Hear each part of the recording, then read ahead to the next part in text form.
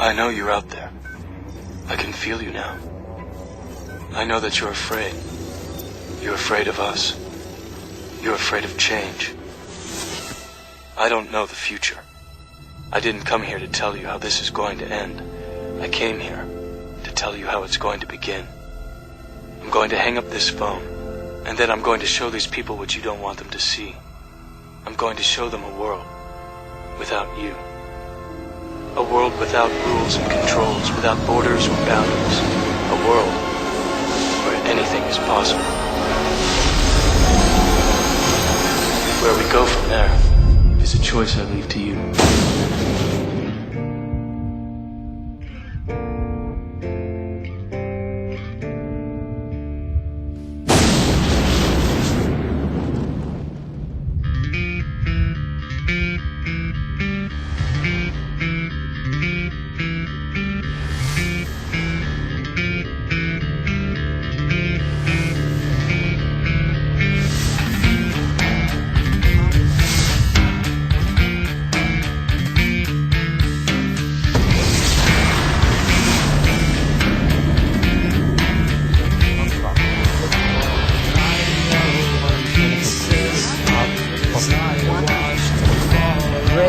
When it fires its thoughts, is likened unto the landscape of a thundercloud.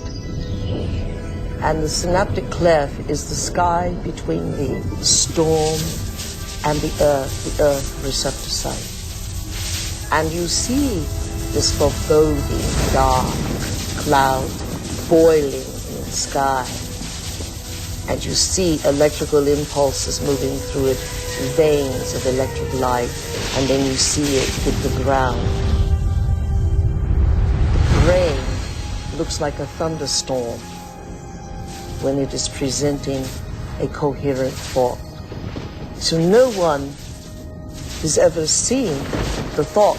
What they do see in neurophysics is that they see a storm raging around different quadrants of the brain. I know what you're trying to do. You're trying to free your mind, but I can only show you the door. You're the one that consciousness, creativity in the brain. And if you have a golf ball-sized consciousness, when you read a book, you'll have a golf ball-sized understanding. When you look out, a golf ball-sized awareness. And when you wake up in the morning, a golf ball-sized wakefulness. But if you could expand that consciousness, then you read the book, more understanding. You look out, more awareness. And when you wake up, more wakefulness. It's consciousness. And there's an ocean of pure, vibrant consciousness inside each one of us. And it's right at the source and base of mind, right at the source of thought, and it's also at the source of all matter. Research increasingly suggests that our brains are constantly distorting what we see. Using imagination, our brains take a bold shortcut. We guess what's out there from past experience, rather than having to build up the image in our minds each time from scratch.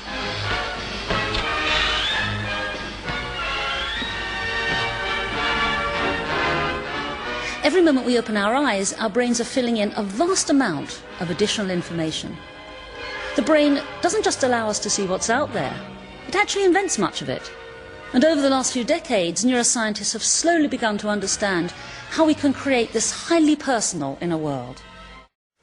If you look around, the world seems to be high resolution, almost photographically sharp and complete. But in fact, you're actually taking in remarkably little.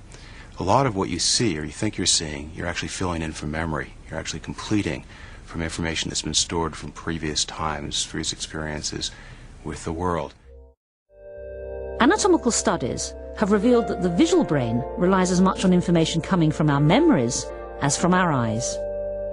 We are using our knowledge of everything we've ever seen in the past to imagine what is actually out there. One of the most remarkable facts about the brain is that of the 32 known visual areas, virtually all of them that send a connection to another area receive a connection backwards from that area. And those backwards connections are of comparable size to the forward one. So there's enormous amount of information flowing backwards. The discovery of these pathways has completely revolutionized our understanding of the visual brain. We can no longer think of vision as a one-way street, with information flooding in from the outside world.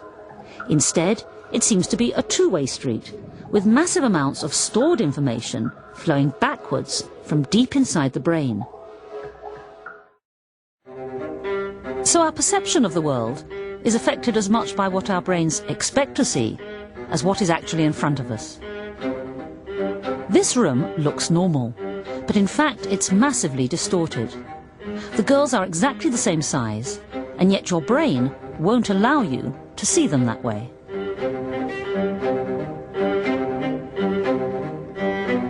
You can't tell that the left side of the room is much bigger than the right side, or that the floor slopes down to the left corner, and that the furniture has been specially designed to fool your brain. All this creates the illusion that the girl is changing size as she walks across the room.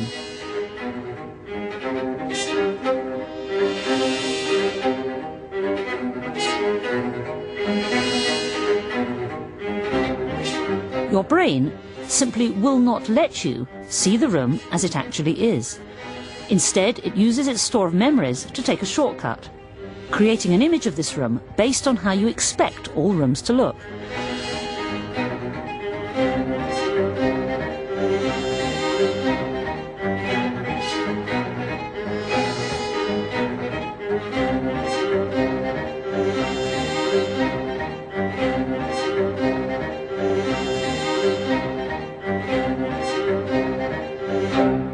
It's an astonishing example of how much our visual memories, our imaginations, can influence what is right in front of our eyes.